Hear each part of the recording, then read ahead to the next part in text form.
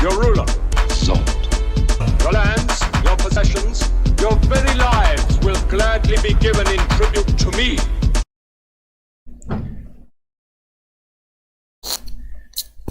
What's up, everybody?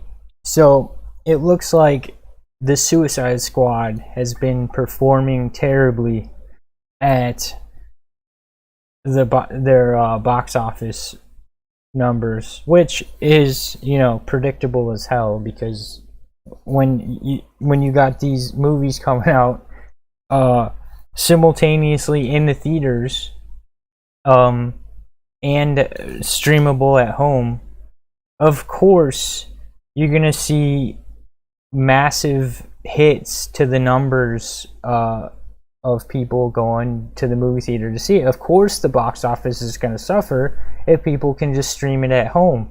It's just like common sense obvious, you know? Like, hello, how did you not see this coming? It's like, it's nuts. And the world is topsy-turvy nuts. But anyways, let's jump into it. So, The Suicide Squad, a new R-rated superhero film from Warner Brothers, opened to an estimated $26.5 million at the North American box office this weekend. That number came in under industry expectations, which projected the film to make around $30 million. The movie took in $72 million worldwide, according to the studio. So does that mean blah blah blah, the film starring Idris Elba, John Cena, and Margot Robbie? Does it mean it was a flop? I mean, let me see what, like, I'm just gonna skim this article because I really don't want to read CNN's bullshit. It is getting increasingly difficult to gauge success at the box office. Well, no shit. I wonder why. I wonder why it's difficult to gauge success when every new movie you can stream at home instead of going out to the movie theater to see it. Like, no shit. Theaters are still trying to find their footing after the pandemic ravaged their business. No shit. That said, Suicide Squad is a big budget superhero film directed by James Gunn, who also directed Marvel's incredibly popular Guardians of the Galaxy. And I think that's why I liked this one. Despite the criticisms, I still had fun with this one because James Gunn is really good at making fun movies. The Guardians of the Galaxy movies are undeniably fun.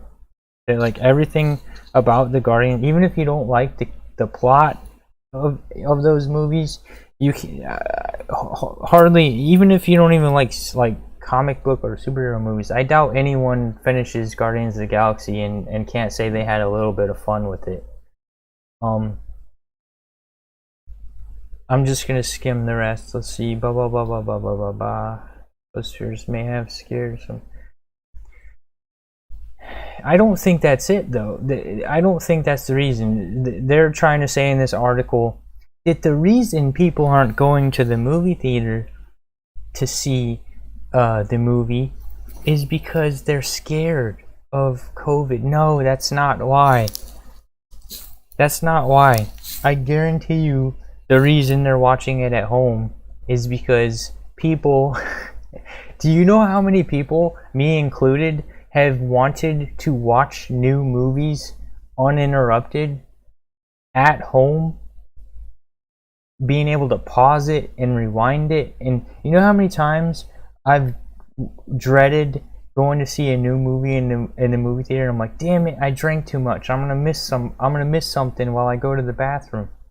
You know what I mean? And then if you want to catch that part that you missed while you went to, you know, like, let's say if you want to catch that part that you missed maybe at the beginning because you were a little too late, or during it because you drank too much soda or whatever, like, you either gotta wait 3 months for it to come out on DVD and Blu-ray, or you gotta go and see it again.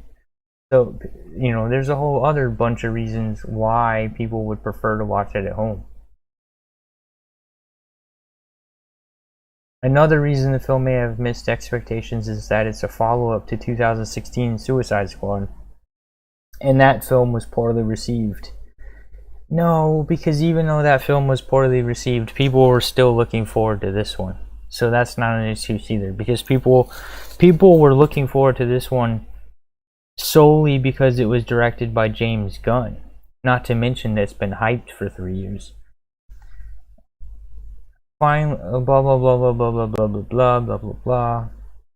Finally, like all Warner Brothers releases, the film was also available on and there it is, and there's the real reason. The film was also available on HBO Max the same day it hit movie theaters, and that's the reason why it didn't perform in the box office. And that's just be common sense. And they're pretending that it's some other. No, if you want to see any movie, there will never be the same box office success with any movies ever again if you don't stop. Now, I don't want them to stop. I actually like them releasing these movies streamable at home. I like it. Better for me. But if they're never going to see their numbers return if they keep on releasing same day. And the thing is, it's not like they're losing any money. They're not losing money. Like that, these people are paying like, what is it on average, $20, $30 to watch it at home. They're actually making more money. Why don't they just include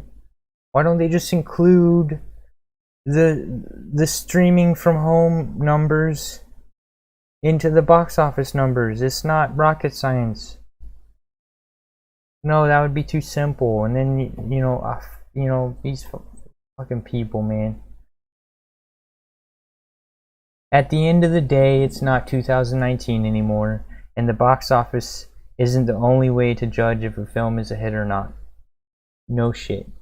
Streaming is now the focus in Hollywood, so although the movie came in light at the box office, at least compared to the high expectations, it still could be considered a success for bringing attention and possibly subscribers to HBO Max. But without clear streaming viewership measures, I would say,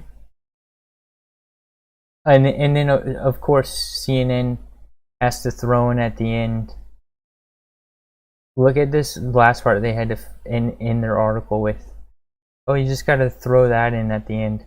Now Hollywood and theaters look to the rest of the summer to see how the box office will do, how audiences will continue to react, and what effect, if any, the rise of the Delta variant will have on ticket sales.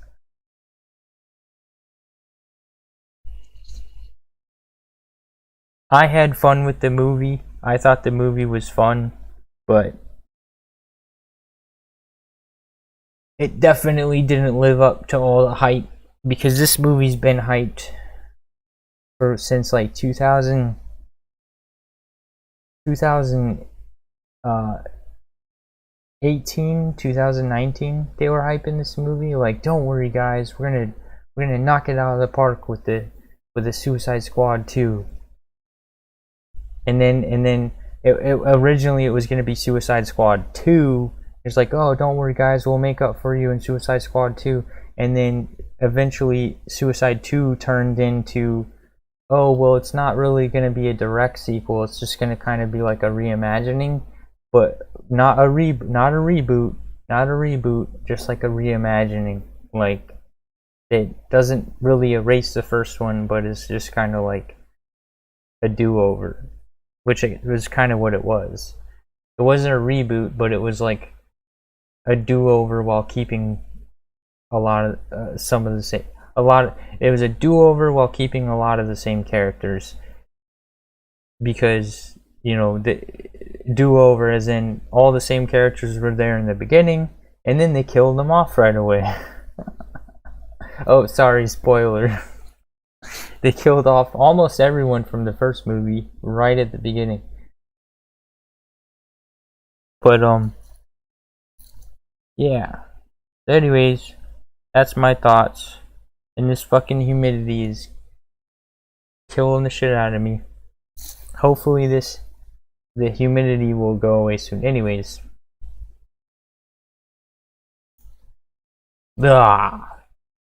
So sick of people's stupidity, and I'm sure a lot of you feel the same way. This article's stupid.